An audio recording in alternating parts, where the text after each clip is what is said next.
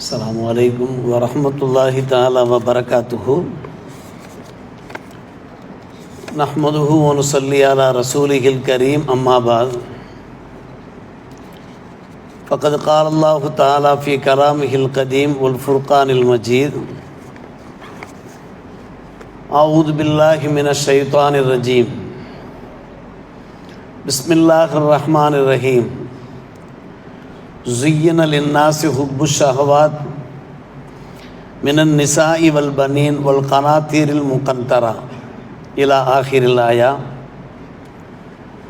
वक़द वरदल ख़बरु अन सय्यिदिल बशर अन्नहु क़ाल सल्लल्लाहु अलैहि वसल्लम इन्न अअलमन निकाह बरकतन ऐसरुहु मऊनतन. मुस्नद अहमद. आमन्ना बिल्लाह सदक़ल्लाहु मौलाना अलीयुल अज़ीम व सदक़ रसूलुहुन नबियुल करीम.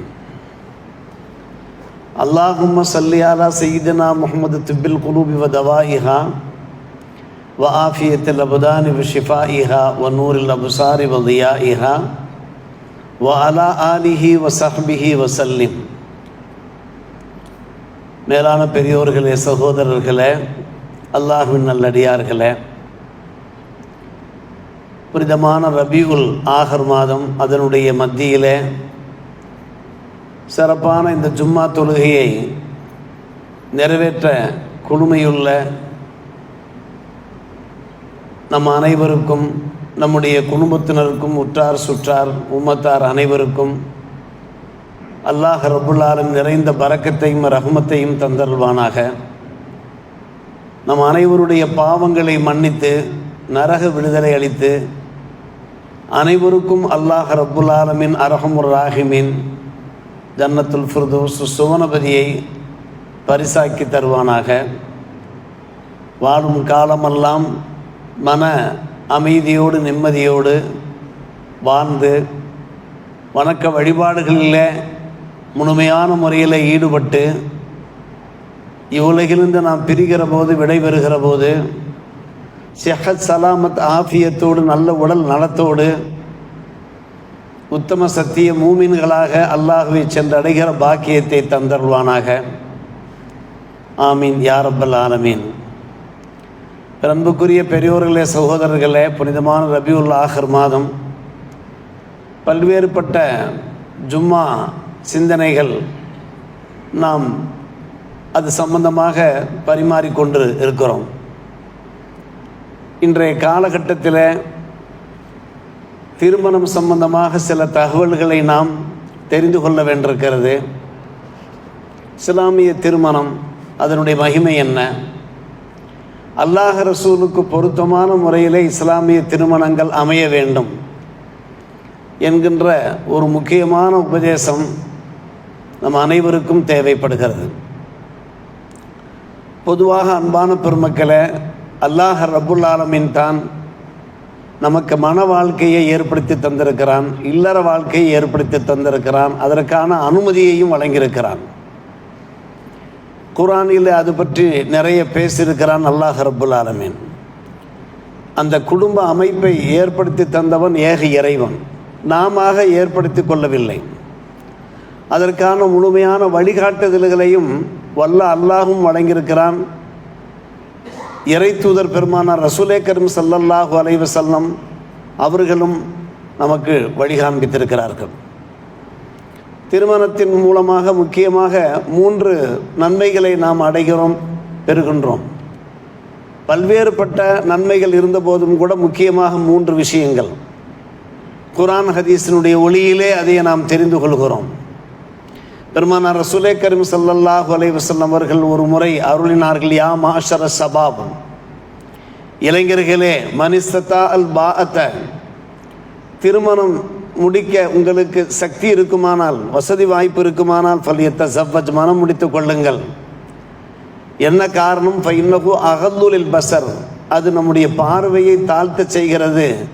வ அஹ்ஸனு லில் ஃபர்ஜ், நம்முடைய மர்மஸ்தானத்தை பாதுகாக்கிறது என்று நபிகள் நாயகம் ஸல்லல்லாஹு அலைஹி வஸல்லம் அவர்கள் ஒரு அழகிய அறிவுரையை நமக்கு அளிக்கிறார்கள்.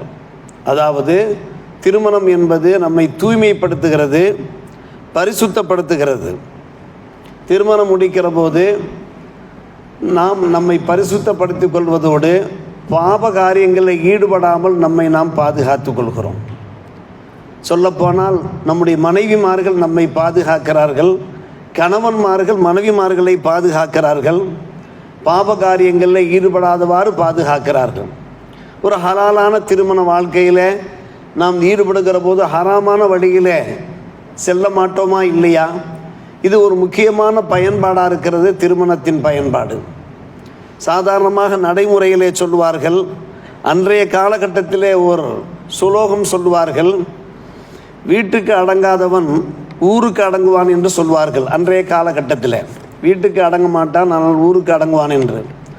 அது பழைய பழமொழி. ஆனால் இன்றைய காலகட்டத்தில் பல்வேறுபட்ட குடும்பங்களை நாம் ஆய்வு செய்து பார்க்கிற போது இதற்கு மாற்றமாக நாம் சிந்திக்க வேண்டியிருக்கிறது. ஊருக்கு அடங்காதவன் வீட்டுக்கு அடங்குவான் என்று நாம் பார்க்க வேண்டியிருக்கிறது. ஊரிலே பல பேரிடத்தில் கெட்ட பெயரை சம்பாதித்தாலும் கூட தம்முடைய மனைவிக்கு அடங்குகிறான், மனைவிக்கு பயப்படுகிறார்கள், பல பேரை நாம் பார்க்கிறோம். காரணம், நம்மிடத்திலே அவர்கள் கேள்வி கேட்க தயாராகி விடுகிறார்கள். மனம் முடித்ததற்கு பின்னாலே, எங்கே சென்றீர்கள், எதற்காக சென்றீர்கள், என்ன சம்பாதித்தீர்கள், யாரோடு பழகுகிறீர்கள் என்றெல்லாம் நம்முடைய துணைவியர் கேட்க ஆரம்பித்து விடுகிறார்கள். என்று பார்க்கிற போது அருமை சகோதரர்களே, பெரியோர்களே, திருமணம் என்பது அது நம்மை பரிசுத்தப்படுத்துவதற்கு முக்கியமான காரணமாக ஆகிறது. அதனால்தான் கால்கட்டு என்று சொல்வார்கள். இவருக்கு ஒரு கால்கட்டு போட்டால் இவர் சரியாகி விடுவார் என்று சாதாரணமாக வழக்கு மொழியிலே பேசுவார்களா இல்லையா? எதற்காக? கால்கட்டு போட்டால் இவர் கட்டுப்பாட்டுக்கு வந்து விடுவார், தான் தோண்டித்தனமாக திரிய மாட்டார் என்கின்ற ஒரு கருத்திலே சொல்வார்கள். அருமை சகோதரர்களே, இதை நம்முடைய மார்க்கம் நமக்கு எடுத்தோதுகிறது. பெருமானார் ரசூலே கரீம் ஸல்லல்லாஹு அலைஹி அவர்கள் அழகிய முறையிலே போதித்திருக்கிறார்கள். உங்களுக்கு திருமணம் முடிக்க சக்தி இருக்குமானால் நீங்கள் சீக்கிரமாக மனம் முடித்து கொள்ளுங்கள், அதுதான் உங்களை தூய்மைப்படுத்தும், பரிசுத்தப்படுத்தும், நீங்கள் நல்லவர்களாக வாழ தலைப்படுவீர்கள் என்று. இரண்டாவது காரணம் என்ன? அப்படி மனசு தூய்மைப்படுகிற போது, ஒரு பரிசுத்தமான ஒரு வாழ்க்கை கிடைக்கிற போது, நாம் நிறைவேற்றுகின்ற வணக்க வழிபாடுகளிலே நமக்கு ஒரு நிம்மதி கிடைக்கும், ஒரு திருப்தி கிடைக்கும். சீரான முறையில், சிறப்பான முறையில் வணக்க வழிபாடுகளிலே நாம் ஈடுபடுவதற்கு திருமணம் ஒரு காரணமாக ஆகிறது. இதை உணர்ந்தவர்கள் உணர்வார்கள், அனுபவத்திலே உணரக்கூடியவர்கள் பலர் இருக்கிறார்கள். அருமை சகோதரர்களே, பெரியோர்களே, வணக்க வழிபாட்டிலே நாம் நின்று விட்டோம் என்றால், ஐவேளை தொழுகையை நாம் நிறைவேற்றுகிற போது நம்முடைய சிந்தனை செதறாது. நம்முடைய மனம் இருக்கிறதே ஒரு நிலையோடு இருக்கும். அப்போது நிம்மதியாக, ஒரு ஓர்மையாக, ஐக்கியத்தோடு நாம் அல்லாஹ்வை தொழுகிற ஒரு பாக்கியம் கிடைக்குமா இல்லையா? இதை பெருமானார் ரசூலே கரீம் ஸல்லல்லாஹு அலைஹி வஸல்லம் எந்த வாசகம் மூலமாக நமக்கு உணர்த்துகிறார்கள் பாருங்கள். ஹுப்பிப இலைய மின் துன்யாக்கும் சலாசும், உங்களுடைய துன்யாவிலே எனக்கு 3 விஷயங்கள் பிரியமுள்ளதாக ஆக்கப்பட்டிருக்கிறது. எனக்கு 3 விஷயங்கள் பிரியமுள்ள விஷயங்கள். நம்பர் 1 அத்தீப், நறுமணம் எனக்கு பிரியமான ஒன்று. அத்தீப், நறுமணம். நம்பர் 2 ஒன் நிசா, திருமணம், பெண்கள், திருமணம் முடிப்பது எனக்கு மிக பிரியமான ஒரு விஷயம். மூன்றாவதாக குறிப்பிடுகிற போது பெருமானார் ரசூலே கரீம் ஸல்லல்லாஹு அலைஹி வஸல்லம் அவர்கள் வரிசைப்படுத்தினார்கள், ஜுஇல குர்ரத்து ஐனி ஃபிஸ்ஸலா, எனக்கு கண் குளிர்ச்சி தொழுகையிலே ஆக்கப்பட்டிருக்கிறது என்று சொன்னார்கள். 3 விஷயங்களை சொல்லிவிட்டு, நறுமணத்தை சொல்லிவிட்டு, திருமணத்தை சொல்லிவிட்டு தொடர்ந்து வணக்கத்தை சொல்கிறார்கள் என்றால், மனம் முடிக்கிற போது நம்முடைய சிந்தனை ஒருமுகப்படும், ஒரு சீரான ஒரு வாழ்க்கை நமக்கு கிடைக்கும். அந்த சீரான வாழ்க்கை கிடைக்கிற போது நாம் அந்த நிலையிலே நாம் வணக்க வழிபாடுகளில் ஈடுபடுகிற போது அமைதியோடு நிம்மதியோடு நாம் தொழுவதற்கு வாய்ப்பு உண்டாகும். ஒரு கண்குளிர்ச்சி கிடைக்கும் என்கிறார்கள் நபிகள் நாயகம் ஸல்லல்லாஹு அலைஹி வஸல்லம். தொழாமல் நம்மால் இருக்கவே முடியாது. தொழுகையில் தான் நமக்கு கண்குளிர்ச்சி. ஜுஇல குர்ரத்து ஐனி ஃபிஸ்ஸலா, இதை நாம் அனுபவபூர்வமாக நாம் காண முடியும். அருமை சகோதரர்களே, பெரியோர்களே, தொழுகையை நீங்கள் நிறைவேற்றி பாருங்கள். அந்த நேரத்தில் உங்களுக்கு கிடைக்கின்ற ஒரு அமைதியை, நிம்மதியை நீங்கள் பெற்றுக்கொள்வீர்கள். இப்னு அப்பாஸ் ரலியல்லாஹு தஆலா அன்ஹுமா அவர்கள் சற்று தெளிவாக சொல்லும்போது சொன்னார்கள், லா யத்திம்மு நுசுக்குன் நாசிக்கி ஹத்தா யத்தஸவ்வஜ என்று சொன்னார்கள். வணக்க வழிபாடுகளில் ஈடுபடக்கூடியவருடைய வணக்க வழிபாடுகள் எப்போது முழுமையடையும் என்று கேட்டால் அவர் மனமுடிக்க வேண்டும் என்று சொன்னார்கள் இப்னு அப்பாஸ் ரலியல்லாஹு அன்ஹு. நுசுக்குன் நாசிக் என்றால் வணக்க வழிபாடுகளில் ஈடுபடக்கூடியவருடைய வணக்கங்கள் என்பது பொருளாம். இன்ன சலாத்தி நுசுக்கி என்று குர்ஆனுடைய வசனத்திலே வார்த்தை வருகிறதல்லவா, அந்த வார்த்தையைத்தான் ஹஜ்ரத் இப்னு அப்பாஸ் ரலியல்லாஹு அன்ஹு அவர்கள் பயன்படுத்துகிறார்கள். மூன்றாவது ஒரு முக்கியமான விஷயம் என்ன, திருமணத்தின் மூலமாக நமக்கு கிடைக்கின்ற ஒரு பயன்பாடு, மூன்றாவது ஒரு முக்கியமான ஒரு விஷயம் என்ன, ஒரு மன நிம்மதி கிடைக்கும். அன்பு சகோதரர்களே, பெரியோர்களே, எங்கே நிம்மதி என்று பல பேர் அலைகின்ற அந்த சங்கடங்களை நாம் பார்க்கிறோம். எங்கே நிம்மதி என்றே நாம் அலைய வேண்டும்? நம்முடைய குடும்ப வாழ்க்கையை நாம் சரியாக அமைத்து கொண்டோம் என்றால், சீராக அமைத்து கொண்டோம் என்றால், நம்முடைய துணைவியர் மூலமாக நமக்கு சுக்கூன் சக்கியனா கிடைக்கும். இதை நாம் கூறவில்லை, அல்லாஹ் ரப்புல் ஆலமீன் இந்த திருமண வாழ்க்கையை கட்டமைத்து தந்த அல்லாஹ் ரப்புல் ஆலமீன் தன்னுடைய அருள்மறை திருமறைகளை கூறுகிற போது வமின் ஆயாத்திஹி அன் ஹலகலக்கும் மின் அன்ஃபுசிக்கும் அசுவாஜா லிதஸ்குனு இலைஹா என்று கூறுகிறான். அல்லாஹுடைய அத்தாட்சிகளில் ஒன்று உங்களிலிருந்தே அல்லாஹ் உங்களுக்கு ஜோடிகளை படைத்ததற்கு காரணம், நீங்கள் உங்களுடைய ஜோடிகள் மூலமாக மன அமைதி பெற வேண்டும். கணவன் மனைவி மூலம், மனைவி கணவன் மூலம் அசுவாஜ் என்றாலே கணவனுக்கும் சொல்வார்கள், மனைவிக்கும் சொல்வார்கள். இந்த ஒரு அமைதி கிடைக்க வேண்டும் என்பதற்காக வேண்டித்தான் நாம் உங்களிலிருந்தே நாம் ஜோடிகளை படைத்தோம் என்று அல்லாஹ் சொல்லுகிறான் என்றால் இதில் நிச்சயமாக அமைதி இருக்கிறது. அருமை சகோதரர்களே, பெரியோர்களே, மன வாழ்க்கையை நாம் செம்மைப்படுத்தி கொண்டோம் என்றால், மன வாழ்க்கை அந்த பயணத்தை நாம் சரியான முறையிலே கொண்டு சென்றோம் என்றால் அவசியமாக நமக்கு மன அமைதி கிடைக்கும் என்பதற்கு ஆதம் ஹவ்வா அலைஹிஸ்ஸலாம் காலம் தொடுத்து ஒரு சிறந்த எடுத்துக்காட்டு நமக்கு கிடைக்கிறது. ஆதம் அலைஹிஸ்ஸலாம் அவர்களை அல்லாஹ் எங்கு வைத்து படைத்தான்? சுவனத்தில் வைத்து படைத்தான். சுவனத்தில் இல்லாத இன்பங்களா, அங்கே இல்லாத சுகபோகங்களா? ஆனாலும் ஆதம் அலைஹிஸ்ஸலாம் அவர்களுக்கு ஒரு தனிமை தெரிந்தது, ஒரு மறுச்சி ஏற்பட்டது. என்னதான் இன்பங்கள் எங்கு பார்த்தாலும் இன்பங்களாக இருந்த போதும் கூட ஒரு வகையான ஒரு தனிமை தெரிந்ததின் பேரில் தான் அல்லாஹ் ரப்புல் ஆலமீன் ஹவ்வா அலைஹிஸ்ஸலாம் அவர்களை படைத்தான். ஹவ்வா அலைஹிஸ்ஸலாம் அவர்களை பார்த்த மாத்திரத்திலேயே அவர்களுக்கு ஏற்பட்ட ஒரு சந்தோஷம், தன்னுடைய துணைவியை பார்த்த மாத்திரத்திலேயே ஏற்பட்ட ஒரு சந்தோஷம், அதற்கு பின்புதான் சுவனமாக அவர்களுக்கு தெரிய ஆரம்பித்தது. அருமை சகோதரர்களே, பெரியோர்களே, சுவனத்திலே இல்லாத இன்பங்களா, அதிலே இல்லாத சுகபோகங்களா இருந்தாலும் கூட ஹவ்வா அலைஹிஸ்ஸலாம் ஒரு துணைவியை அல்லாஹ் ரப்புல் ஆலமீன் படைத்ததற்கு பின்னாலே அவர்கள் அளவிலா ஆனந்தம் அடைந்தார்கள் நாம் பார்க்கிறோமே. யோசித்து பார்க்க வேண்டும். நம்முடைய குடும்பம் ஒரு கதமம் என்று சொல்வார்கள், இல்லறம் ஒரு நல்லறம் என்று சொல்வார்கள். அப்படி அமைந்து விடுமானால் நமக்கு ஏற்படுகின்ற அந்த சந்தோஷங்களுக்கு அளவே கிடையாது. காரணம், கணவன் மனைவி இருவராக இருக்கட்டும், நாம் அழும்போது நம்முடைய கண்ணீரை துடைப்பவராக நம்முடைய துணைவியர் இருப்பார்கள். நாம் களைத்து வீட்டுக்கு வருகிற போது அவருடைய தோளை கொடுப்பார்கள், சாய்ந்து கொள்வதற்கு தோளை கொடுப்பார்கள்.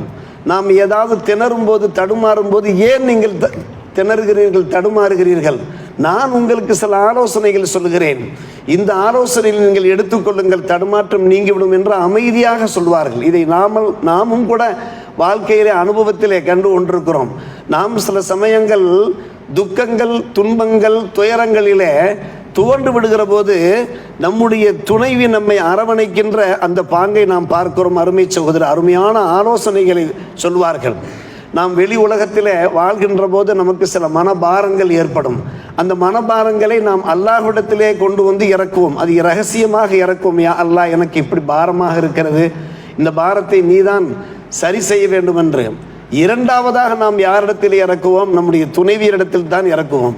அப்போது அந்த மனபாரங்களை அவர்கள் ஏற்றுக்கொண்டு அதை நமக்கு இலகுவாக்குவார்கள். அருமை சகோதரர்களே, பெரியோர்களே, எனவே இந்த வகையிலே பார்க்கிற போது குடும்பம் ஒரு கதமம் என்று சொல்கிறார்களே, குடும்பம் ஒரு குடும்பமாக இருக்குமானால் இப்படிப்பட்ட பல்வேறுபட்ட நன்மைகள் நமக்கு கிடைக்கிறது. இதுதான் மன அமைதி. அருமை சகோதரர்களே, பெரியோர்களே, திருமண மேடையிலே வைத்து பாரக்கல்லாஹு லக்க வ பாரக்க அலைக்க என நாம் துவா கேட்கிறோமே, அல்லாஹ் உங்களுக்கு அகத்திலையும் புறத்திலையும் பரக்கத்து செய்வானாக, இவ்வுலக வாழ்க்கையிலையும் மறு உலக வாழ்க்கையிலையும் பரக்கத்து செய்வானாக, உங்களுடைய செல்வத்திலையும் உங்களுடைய பிள்ளைகளிலேயும் பரக்கத்து செய்வானாக என்றெல்லாம் அதற்கு பொருள் விரிகிறது. பாரக்கல்லாஹு லக்க என்பதற்கு அது ஒரு சுருக்கமான பொருள் ஒன்றும் கிடையாது. அதில் ஒரு விரிவான விளக்கம் இருக்கிறது. இவ்வளவு தூரம் துவா கேட்டதற்கு பின்னால் அந்த துவா நம்முடைய வாழ்க்கையிலே பயனளிக்க வேண்டும். எப்போது பயனளிக்கும் என்று நாம் யோசிக்க வேண்டும். இப்போதுதான் நாம் யோசிக்க வேண்டிய ஒரு தருணம் வந்திருக்கிறது. பாரக்கல்லாஹு லக்க நாம் துவா கேட்கிறோமே, அந்த பாரக்கல்லாஹு லக்க நமக்கு எப்போது பயனளிக்கும் என்று கேட்டால், அந்த நிம்மதியும் அமைதியும் நமக்கு எப்போது கிடைக்கும் என்று கேட்டால், திருமணம் இஸ்லாமிய திருமணமாக இருக்க வேண்டும், அல்லாஹ் ரசூலுக்கு பொருத்தமான திருமணமாக இருக்க வேண்டும். அப்போதுதான் இந்த ஒரு பரக்கத்துகள் நமக்கு கிடைக்கும். அல்லாஹ் பரக்கத் செய்வானாக, அல்லாஹ் வளங்களையும் செழிப்புகளையும் நிரம்பச் செய்வானாக என்று நாம் கேட்கிற அந்த துவா எப்போது பயனளிக்கும் என்று கேட்டால், அன்பு சகோதரர்களே, அல்லாஹ் ரசூல் காட்டிய அந்த வழிப்பிரகாரம் நாம் நம்முடைய திருமணத்தை அமைத்து கொள்ள வேண்டும். இது மிக முக்கியமான ஒரு விஷயம். அதைத்தான் நாம் எடுத்த மாத்திரத்தில் ஒரு அருமையான ஹதீஸின் வாயிலாக நாம் விளக்கி சொன்னோம். இன்ன ஆதமன் நிக்காகி பரக்கத்தன் ஐசருஹா மஊனத்தன், அதிகம் பரக்கத்து வாய்ந்த ஒரு திருமணம் எதுவென்று கேட்டால் எளிமையாக நடைபெறுகிற திருமணம் என்றார்கள் நபிகள் நாயகம் ஸல்லல்லாஹு அலைஹி வஸல்லம் அவர்கள். எந்த அளவுக்கு வீண் விரயங்கள் இருக்கின்றனவோ, ஆடம்பரங்கள் இருக்கின்றனவோ, அனாச்சாரங்கள் இருக்கின்றனவோ, நிச்சயமாக அதிலே பரக்கத்து இருக்க முடியாத அன்பு சகோதரர்களே, பெரியோர்களே. காரணம், திருமணம் என்பது மிக சுருக்கமாக இருக்க வேண்டும், அழகான முறையில் இருக்க வேண்டும், மார்க்க பிரகாரம் இருக்க வேண்டும். பெருமானார் ரசூலே கரீம் ஸல்லல்லாஹு அலைஹி வஸல்லம் காலகட்டத்தில் அப்படித்தான் திருமணங்கள் நடந்தேறின. அதற்கு பல நூற்றுக்கணக்கான நிகழ்வுகள் சான்றுகளாக உதாரணங்களாக இருந்த போதும் கூட ஓரிரு சான்றுகள் பெருமானார் ரசூலே கரீம் ஸல்லல்லாஹு அலைஹி வஸல்லம் சமூகத்தில் அபூதாவுதில் இருந்த ஹதீஸ் பதிவாக இருக்கிறது. ஒரு பெண்மணி கூறுகின்றார்கள், யா ரசூலுல்லாஹ் இன்னி பஹப்து நஃப்ஸி லக, நான் என்னை உங்களுக்கு தந்து விட்டேன் என்று சொல்லுகிறார்கள். நான் என்னை உங்களுக்கு தந்து விட்டேன் என்றால் என்ன அர்த்தம்? நான் உங்களை மனமுடிக்க ஆசைப்படுகிறேன் என்பது பொருளாகும். அன்றைய காலகட்டத்தில் இது நடைமுறையிலே இருந்தது. அந்த நடைமுறை பிரகாரம் அந்த பேச்சுவார்த்தை நடக்கிறது. பெருமானார் ரசூலே கரீம் ஸல்லல்லாஹு அலைஹி வஸல்லம் அவர்கள் அமைதியாக இருந்தார்கள். அந்த பெண்மணி நெடுநேரம் நின்று கொண்டே இருந்தார்கள். ஹதீஸ் ஷரீஃபிலே அப்படித்தான் வருகிறது. ஒரு நண்பர் எழுந்து சொன்னார், யா ரசூலுல்லாஹ், தங்களுக்கு ஹாஜத்து இல்லாவிட்டால், அந்த பெண்ணை மனமுடிக்க வேண்டிய ஒரு தேவை இல்லாவிட்டால் நான் மனம் முடித்துக் கொள்கிறேனே, ஜவ்விஜ்னிஹா இல்லம் யக்குல்லக பிஹா ஹாஜா, ஹாஜத் இல்லாவிட்டால் எனக்கு மனம் முடித்து தாருங்களேன். நபி ஸல்லல்லாஹு அலைஹி அவர்கள் உடனே புன்னகையோடு சொன்னார்கள், ஹல் இந்தக்க மின் ஷையின் தஸ்துகுஹா இய்யாஹு, மஹர் தருவதற்கும் இடத்திலே கையில் ஏதாவது பணம் இருக்கிறதா என்று கேட்டார்கள். ஆனால் அந்த நண்பர் சொன்னார், மா இந்தி இல்லா இசாரி, எந்த ஒன்றுமே என்னிடத்திலே கிடையாது, இருப்பதென்னவோ நான் கட்டியிருக்கக்கூடிய இந்த கைலி ஒன்றுதான், இந்த அரை கச்சை ஒன்றுதான் என்னிடத்தில் இருக்கிறது என்று சொன்னபோது பெருமானார் ரசூலே கரீம் ஸல்லல்லாஹு அலைஹி வஸல்லம் அவர்கள் சொன்னார்கள், அதையும் காட்டி கொடுத்து விட்டால் அரை கச்சை இல்லாமல் நீ அமர்ந்து கொள்ள வேண்டியதான், உட்கார்ந்து கொள்ள வேண்டியதான், எழுந்து நீ நிற்க முடியாது என்று சொன்னார்கள். இருப்பதென்னவோ வெறும் இசாறு தான் இருக்கிறது, இந்த லுங்கி தான் இருக்கிறது என்று, சரி வேறு ஏதாவது இருக்கிறதா என்று தேடி பாரு என்று சொன்னார்கள். குறைஞ்சபட்சம் ஒரு இரும்பு மோதிரம் கூட கிடைக்காதா, வலவு ஹாத்தம மின் ஹதீத், மஹர் தருவதற்கு ஒரு இரும்பு மோதிரம் இருந்தாலாவது கொண்டு வா என்று சொன்னார்கள். அதுவும் இல்லை என்று சொல்லிவிட்டார் அந்த அன்பு நண்பர். காரணம், அன்றைய காலகட்டம் அப்படித்தான் ஒரு வறுமை காலமாக, ஒரு ஏழ்மை காலகட்டமாக இருந்தது. அதற்கு பின்பு அல்லாஹ் ரப்புல் ஆலமீன் நேமத்துகளை வாரி வழங்கினான் என்பது அது இன்னொரு விஷயம். கடைசியாக பெருமானார் ரசூலே கரீம் ஸல்லல்லாஹு அலைஹி வஸல்லம் கேட்டார்கள், குர்ஆனிலே ஏதாவது சூறாக்கள் உமக்கு மனப்பாடம் இருக்கிறதா என்று கேட்டார்கள். இன்னென்ன சூறாக்கள் மனப்பாடம் இருக்கிறது என்று அந்த அன்பு நண்பர் சொன்னார். அப்படியானால் அந்த சூறாக்களை இந்த பெண்ணுக்கு நீ சொல்லிக் கொடு, அதுதான் மஹர் என்றார்கள் நபிகள் நாயகம் ஸல்லல்லாஹு அலைஹி வஸல்லம். ஏதோ ஒரு பகரம் வேண்டும், மனம் முடிப்பதற்கு ஏதோ ஒரு பகரம் வேண்டும். எனவே நீர் என்ன செய், கது ஜவ்வஜ்துஹா பிமா மாக்க மினல் குர்ஆன் என்றார்கள். நீ தெரிந்த அந்த சூறாக்களை மகரா வைத்து நான் உனக்கு இந்த பெண்ணை மனம் முடித்து தந்து விட்டேன் என்று அந்த சபையிலே வைத்து திருமணம் நடந்தேறிவிட்டது. அருமை சகோதரர்களே, பெரியோர்களே, திருமணம் எப்படி நடந்திருக்கிறது பார்த்தீர்களா? கொஞ்சம் யோசியுங்கள். இன்றைய காலகட்டத்து திருமணங்களையும் அன்றைய காலகட்டத்து திருமணங்களையும் சற்று யோசித்து பாருங்கள், இணைத்து பாருங்கள். அன்பு சகோதரர்களே, பெரியோர்களே, இதெல்லாம் நாம் எதற்காக சொல்லுகிறோம் என்றால், இன்றைக்கு ஆடம்பர திருமணங்கள், அனாச்சாரங்கள், வீண் விரயங்கள் நிறைய நடைபெறுகின்றனவே. ஒரு பரக்கத்து வேண்டுமே, எப்போது நமக்கு பரக்கத்து கிடைக்கும்? நாம் எல்லோரும் அறிந்த ஒரு விஷயம்தான். அப்துர் ரஹ்மான் இப்னு அவுஃப் ரலியல்லாஹு அன்ஹு அவர்களை ஒரு முறை பெருமானார் ரசூலே கரீம் ஸல்லல்லாஹு அலைஹி வஸல்லம் பார்க்கிறார்கள். பிற்காலத்தில் அவர் மிகப்பெரிய செல்வந்தர், ஒரு கொடையாளியாக இருந்தார்கள். அவர்களுடைய சட்டையிலே ஒரு மஞ்சள் கரை இருந்தது. என்ன மஞ்சள் கரை என்று கேட்டார்கள். நான் மனம் முடித்திருக்கிறேன் யார சொல்லலாம், ஒரு பெண்ணை நான் மனம் முடித்திருக்கிறேன், ஒரு பேரித்தம் பழத்தினுடைய அந்த விதை அளவுக்கு, ஆனால் வசனின் நவாத்திம் இந்த விதை அளவுக்கு தங்கம் கொடுத்து நான் மனம் முடித்திருக்கிறேன் என்று சொன்னபோது பெருமானார் ரசூலே கரீம் ஸல்லல்லாஹு அலைஹி வஸல்லம் சந்தோஷப்பட்டார்கள், ஆனந்தப்பட்டார்கள். பாரக்கல்லாஹு லக்க, பாரக்கல்லாஹு லக்க. காரணம், அவர் அவ்வளவு எளிமையாக திருமணம் முடித்திருக்கிறார். தான் செய்த அந்த திருமணத்தை பெருமானாரிடத்தில் கூட தெரிவிக்கவில்லை. இதற்கிடையே பெருமானார் ரசூலே கரீம் ஸல்லல்லாஹு அலைஹி அவர்களுக்கு மிக மிக நெருக்கமானவர். அவருடைய சாற்றில் இருக்கக்கூடிய அந்த மஞ்சள் கரையை வைத்துத்தான் பெருமானார் ரசூலே கரீம் ஸல்லல்லாஹு அலைஹி அவர்கள் கேட்டார்கள். மனம் முடித்திருக்கிறேன் என்று சொல்ல பாரக்கல்லாஹு லக்கா என்கிற துவாவோடு அவுலிம் வலவு பிசாத்தின், ஒரு ஆட்டை அறுத்தேனும் நீ வலிமா கொடுத்து விடு என்று சொன்னார்கள். வலிமா என்பது ஒரு சுன்னத் அல்லவா? அருமை சகோதரர்களே, பெரியவர்களே, இன்றைக்கும் நாம் பார்க்கிறோம் எத்தனையோ திருமணங்கள் நடைபெறுகின்றன. அந்த திருமணங்களில் திருமணம் நடத்தக்கூடிய அந்த பெற்றோர்கள் தங்களுடைய பணபலத்தை காண்பிக்க முயற்சிக்கிறார்கள், தங்களுடைய பேங்க் பேலன்ஸை காண்பிக்க முயற்சியை எடுத்துக்கொள்கிறார்கள்.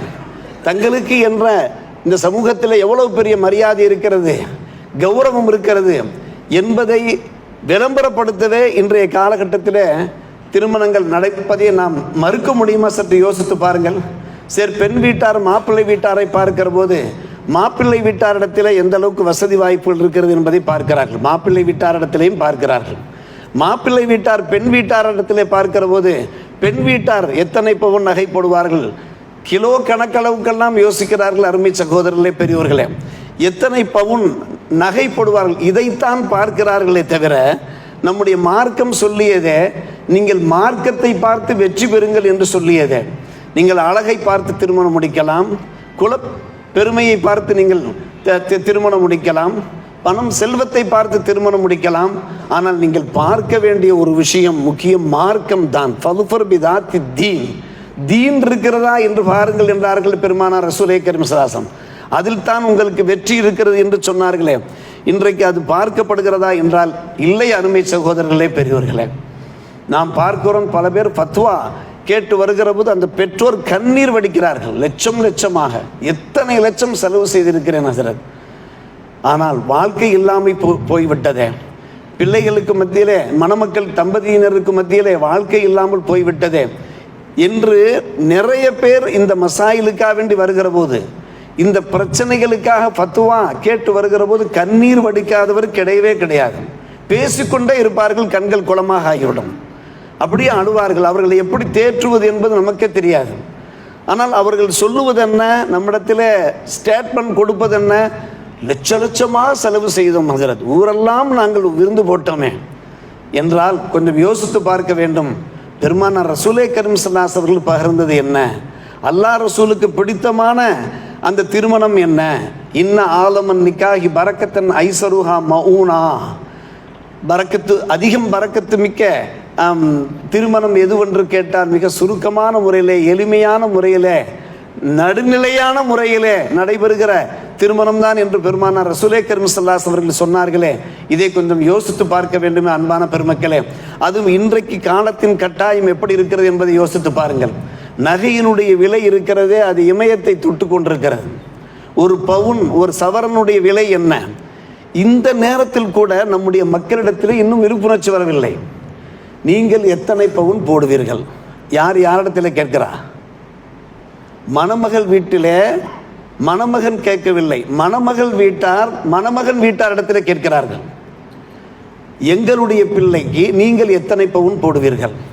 நாங்கள் 25 பவுன் போட்டால் நீங்கள் எங்களுடைய பிள்ளைக்கு 15 பவுன் தர வேண்டும்.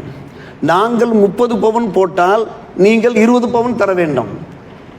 இது நடக்கின்ற விஷயம் அன்பான பெருமக்களே. நம்மிடத்திலே வந்து நம்முடைய நண்பர்கள், நம்முடைய ஊர் சகோதரர்கள் நம்மிடத்திலே சொல்லுகிறார்கள், பவுன் விலை ஏறிக்கொண்டே இருக்கிறதை தவிர இந்த பேரம் இருக்கிறதே அது கொஞ்சமும் கூட குறைந்தபாடு கிடையாது. நீங்கள் என்ன செய்வீர்களோ அது வேறு விஷயம். அந்த கடந்த காலத்தில் எப்படி நகைகள் போட்டார்களோ, அணிகலன்கள் போட்டார்களோ, அதே போன்று போட வேண்டும் என்றால் எங்கே செல்வார்கள்? நம்முடைய வீட்டிலேயும் பெண் மக்கள் இருக்கிறார்களா இல்லையா? நம்முடைய வீட்டிலேயும் பெண் மக்கள் இருக்கிறார்களா இல்லையா? ஆண் மக்கள், வீட்டிலே உள்ள ஆண் மக்கள் எப்படி கஷ்டப்பட்டு சம்பாதிக்கிறார்கள் என்பதை கொஞ்சமாவது யோசிக்கிறார்களா? அவர்கள் தொழில்துறையிலே இருந்தாலும் சரி, அல்லது வெளிநாடுகளில் இருந்தாலும் சரி, வியர்வை சிந்தி கஷ்டப்பட்டு உழைத்து பாடுபட்டு அவர்கள் கடைசி வரை சம்பாதித்து விட்டு கடைசியிலே வந்து அவர்கள் பலகீனத்தோடு வீடு வந்து சேர்கிறார்களே, அதை கொஞ்சம் கூட யோசிப்பதே கிடையாது. அருமை சகோதரர், இது இப்படியெல்லாம் பேச வேண்டும் என்று நம்முடைய மார்க்கம் சொல்லுகிறதா?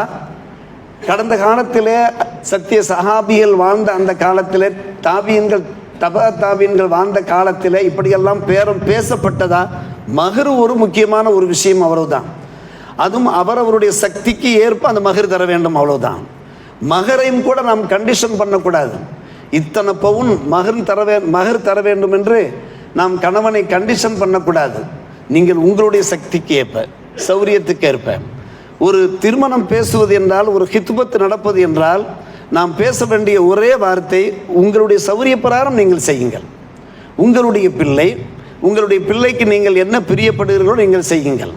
இப்படித்தான் நாம் பேச வேண்டுமே தவிர, இதுதான் இஸ்லாமிய இன்ப திருமணமே தவிர, அருமை சகோதரர்களே, பெரியோர்களே, இன்றைக்கும் அந்த நகை பற்றி, அதனுடைய அந்த பவுன் பற்றி பேசப்படுகிறது என்றால், அதனுடைய எண்ணிக்கை பற்றி இதற்கு அடுத்தபடியாக யோசித்து பாருங்கள், சீர் சாமான்கள். இன்றைக்கு சீர் சாமான்களுடைய விலையேற்றம் எவ்வளவு தூரம் சென்று கொண்டிருக்கிறது, விண்ணிலே பறந்து கொண்டிருக்கிறது என்பதை பார்த்து கொள்ளுங்கள். அதையும் தாண்டி அந்த கல்யாண செலவு, சடங்கு சம்பிரதாயங்கள், அது வேறு. இப்படி தொடர்ந்து பல்வேறுபட்ட செலவுகளுக்கு பெண் வீட்டார் மட்டுமல்ல, மாப்பிள்ளை வீட்டாரும் ஆளாக்கப்படுகிறார்கள். பெண் வீட்டார் அதிகம் சிரமப்படுகிறார்கள். இதுதான் உண்மை. அருமை சகோதரர்களே, இதில் நாம் பரக்கத்தை பார்க்கவே முடியாது. இந்த அளவுக்கு நாம் சிரமங்கள் எடுத்துக்கொள்ள வேண்டிய அவசியமே கிடையாது. நம்முடைய சக்திக்கு ஏற்ப நாம் செலவு செய்ய வேண்டும், திருமணத்தில் செலவு செய்ய வேண்டும். அதில் தான் ஒரு பரக்கத்து இருக்கிறது. அல்லாஹ் ரப்புல் ஆலமீன் குர்ஆனிலே 3ஆம் அத்தியாயம் 14ஆம் அந்த வசனத்திலே, சூரா ஆல இம்ரானிலே மிக பிரமாதமான முறையில் எடுத்துரைத்து விட்டான். ஸுய்யன லின்னாஸி ஹுப்பு ஷஹவாத்தி மினன் நிசாஇ வல் பனீன வல் கனாத்தீரில் முகந்தரா. மக்களுக்கு எது அழகாக தெரிகிறது என்று கேட்டால் பெண்கள், அதே போல மக்கள், அதே போன்று வல் கனாத்தீரில் முகந்தரா மின தஹபி வல் ஃபில்லா, தங்கம் வெள்ளி குவியலாக. என்னுடைய வீட்டில் 100 பவுன் இருக்கிறது, 150 பவுன் இருக்கிறது, இத்தனை கிலோ நகை இருக்கிறது, என்னுடைய கழுத்தில் கிடக்கின்ற இந்த ஆரம் இருக்கிறதே, இந்த நெக்லஸ் இருக்கிறது, இதனுடைய வெயிட் எவ்வளவு தெரியுமா? இது அழகாக்கப்பட்டிருக்கிறது. அல்லாஹ் ரப்புல் ஆலமீன் குர்ஆனில் கண்டிக்கிறான். அந்த ஆயத்து முடிக்கிற போது, தங்கள் வீட்டிற்கு சென்றீர்கள் என்றால் அந்த 3ஆம் அத்தியாயம் 14ஆம் வசனத்தை புரட்டுங்கள். அந்த ஆயத்தை முடிக்கிற போது அல்லாஹ் எப்படி சொல்றான்? தாலிக்க மத்தாவுல் ஹயாத்தி துன்யா, இது இந்த உலகத்தின் சிறிய இன்பங்கள். இது என்ன? இதில் போய் நீங்கள் மெய் மறக்கிறீர்கள். வல்லாஹு இந்த ஹுஸ்னுல் மாப், அல்லாஹ்விடத்தில் தான் உங்களுக்கு அழகிய மீட்சி இருக்கிறது, நீங்கள் அல்லாஹ் நினைத்து பாருங்கள் என்று அல்லாஹ் சொல்கிறான். அருமை சகோதரர்களே, பெரியோர்களே, இப்படி நாம் ஒவ்வொன்றாக பார்க்கிறோம். திருமணத்தை நாம் ஒரு பெருசாக, ஒரு சிரமமாக நாம் எடுத்துக்கொள்ள வேண்டிய அவசியமே இல்லை. அன்பு சகோதரர்களே, இளைஞர்கள் நிறைய பேர் வந்திருக்கிறீர்கள். நீங்கள் இந்த விஷயத்தை உள்வாங்குங்கள். உங்களுடைய பெற்றோரிடத்திலே சொல்லுங்கள், எங்களுடைய திருமணங்கள் இப்படித்தான் நடக்க வேண்டும். எளிமையான முறையில், இனிமையான முறையில், சிறப்பான முறையில், அல்லாஹ் ரசூலுக்கு பொருத்தமான முறையில் நடக்க வேண்டும். கல்யாணங்களில் கல்யாண கடன் என்று ஒரு கடன் வாங்கி விடுவார்கள். அந்த கடனை அடைப்பதற்கு அந்த பெற்றோர் படுகின்ற அந்த சிரமம் இருக்கிறதே சொல்லி மாறாத அருமை சகோதரர்களே. நம்மிடத்தில் வந்து சொல்வார்கள், இத்தனை லட்சம் நான் கடன் வாங்கியிருக்கிறேன், அந்த கடனை நான் அடைக்க வேண்டும் என்று சொல்வார்கள். அருமை சகோதரர்களே, அதே போன்றுதான் கல்யாணங்களில் பார்க்கலாம், நிறைய வீண் விரயங்கள் இருக்கும். அங்கே பார்த்தோம் என்றால் விருந்தோம்பலிலே நிறைய சாப்பாடுகள் வேஸ்ட் ஆகிறது. ஒரு கல்யாணத்தில் வேஸ்ட் ஆகின்ற விரயமாகின்ற அந்த உணவுகளை ஒரு 50 பேர் 100 பேருக்கு மேல் சாப்பிட முடியும். ஒரு திருமணத்தில் இத்தனை பேர் சாப்பிட முடியும் என்றால் எத்தனை திருமணங்கள் ஒரு மாவட்டத்தில் நடை பெறுகின்றன? அத்தனை திருமணங்களில் எத்தனை பேர் சாப்பிடுகின்ற உணவுகள் சீரழியும் என்பதை கொஞ்சம் யோசித்து பாருங்கள். இது அல்லாஹ் விரும்புவானா? நீங்கள் இஸ்ராப் செய்யாதீர்கள் என்று அல்லாஹ் சொல்கிறானே, அல்லாஹ் இதை விரும்புவானா? நிச்சயமாக அதை விரும்பவே மாட்டான். அதுவும் திருமணங்கள் இருக்கிறதே, நாம் நேசிக்க வேண்டியவர்கள் அல்லாஹுடைய திருத்தூதர் ஒருவரை மட்டும்தான் நாம் நேசிக்க வேண்டும். அவர்களை தவிர வேறு யார் மீதும் நாம் நம்முடைய நேசத்தை வெளிப்படுத்தவே கூடாது. நாம் உயிருக்கு உயிராக அல்ல, உலமாக்கள் சொல்வார்கள் அல்லவா, உயிரை விட மேலாக நாம் நேசிக்க வேண்டியவர்கள் பெருமானார் ரசூலே கரீம் ஸல்லல்லாஹு அலைஹி வஸல்லம் அவர்கள். ஆனால் நம்முடைய நேசம் எங்கே சென்று கொண்டிருக்கிறது? நம்முடைய பாசம் எங்கே சென்று கொண்டிருக்கிறது? அந்த நேசத்தையும் பாசத்தையும் வெளிப்படுத்துவதற்காக வேண்டி கட் அவுட் வைக்கிறார்கள், அதல்லாமல் பேனர் ஃப்ளக்ஸ் வைக்கிறார்கள். இது நம்முடைய மார்க்கத்திற்கு ஒரு பொருத்தமான ஒரு விஷயமா? கொஞ்சம் யோசித்து பார்க்க வேண்டும் அருமை சகோதரர்களே. நம்முடைய ஊர் இருக்கிறதே ஒரு கட்டுப்பாட்டுக்குள் இருக்கக்கூடிய ஒரு ஊர். எனவே நம்முடைய ஊரில் என்ன நிகழ்வுகள் நிகழ்ந்தாலும் கூட மற்ற ஊர்க்காரர்கள் கவனிக்கிறார்கள். ஏனைய ஊரில் இருக்கக்கூடிய மஹல்லா மக்கள் இருக்கிறார்கள், கவனித்து என்ன ஹசரத் உங்களுடைய ஊரிலேமா? இப்படியே கேட்டு விட்டார்கள், இடத்துல வந்து கேட்டு விட்டார்கள். சில பேர் வந்திருந்தார்கள், மர்சாவுக்கு வந்திருந்தார்கள், உங்களுடைய ஊரிலுமா என்று கேட்கின்ற அளவுக்கு அருமை சகோதரர்களே, நம்முடைய ஊர் இருக்கிறதே ஒரு நோட்டட் பாயிண்ட்ல இருந்து கொண்டிருக்கிறது. இங்கே அவ்வளவு தூரம் நம்முடைய முன்னோர்கள் நம்முடைய ஊரை ஒரு கட்டுப்பாட்டுக்கு கீழே ஒரு இஸ்லாமிய அந்த வரம்புகளுக்கு உட்பட்டு நம்முடைய ஊரை அவர்கள் வழிநடத்தி சென்றிருக்கிறார்கள் என்றால் அந்த பாரம்பரியம் பாதுகாக்கப்பட வேண்டுமா இல்லையா? கொஞ்சம் யோசித்து பாருங்கள். எனவே நாம் ஒரு நல்ல ஒரு முடிவு எடுத்துக்கொள்ள வேண்டும். இன்றைய காலகட்டத்திலேயும் நாம் பேரம் பேசவே கூடாது. எந்த வீடுகளிலையும் சென்று எங்களுக்கு இத்தனை பவுன் தாருங்கள், அத்தனை பவுன் தாருங்கள் என்று பேரம் பேசி அவருடைய மனங்களை நோகடிக்கவே கூடாது. இப்படிப்பட்ட பல்வேறுபட்ட விஷயங்களை நாம் கவனத்தில் வைத்து அல்லாஹ் ரசூலுக்கு பொருத்தமான திருமணங்களாக நம்முடைய குடும்ப திருமணங்கள் அமையுமானால் அதிலே பரக்கத்திருக்கும். குடும்பங்கள் மணமக்கள் மிக நிம்மதியாக அமைதியாக, திருமணம் எந்த உயரிய நோக்கங்களுக்காக நடத்தப்படுகிறதோ அந்த நோக்கங்கள் நிறைவேறும் என்பதை நாம் கவனத்தில் கொள்வோம். அல்லாஹ் ரப்புல் ஆலமீன் நம்முடைய குடும்பத்தில் நடைபெறுகின்ற எல்லா திருமணங்களிலேயும் தன்னுடைய திருப்பொருத்தத்தையும் தன்னுடைய திருத்துதர் முஹம்மது ரசூலுல்லாஹி ஸல்லல்லாஹு அலைஹி வஸல்லம் ஷஃபாஅத்தையும் தந்தர் புரிவானாக. வாஹிர் தாவானா அல்ஹம்துலில்லாஹி ரப்பில் ஆலமீன்.